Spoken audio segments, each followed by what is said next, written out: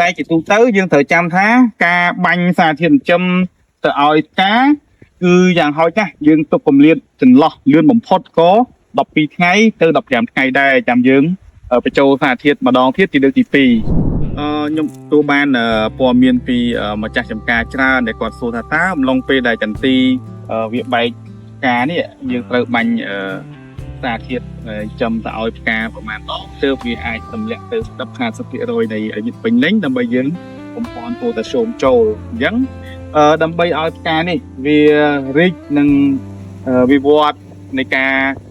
កាត់លំអងកសលញីកសលឈ្មោលទៅជាការទម្លាក់ក្តឹបបានលឿនគឺយើងអាចបាញ់ចន្លោះ2ដង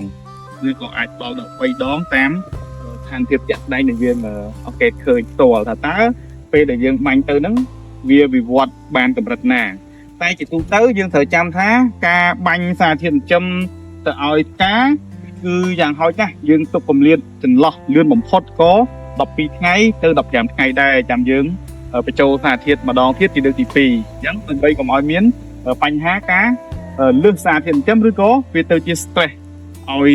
រុក្ខជាតិរបស់យើងកំពុងតែវិវត្តនេះមិនពេញលេញទៅវិញអញ្ចឹងនៅដំណាក់កាលនេះបន្ទាប់ពីយើងបានបាញ់ពពួកបរុននិងដំរីស៊ីមបូមួយជើងហើយនៅ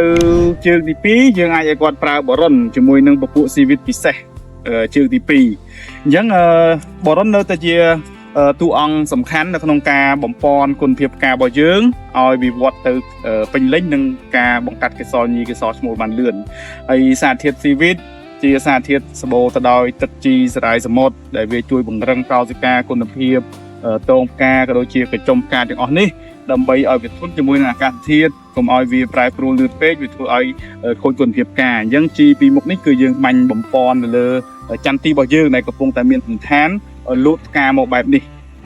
ដើម្បីឲ្យផ្កាវាវិវត្តទៅផ្កាពេញលេញទម្លាក់ក្តឹបបានលឿនបាទសូមអរគុណ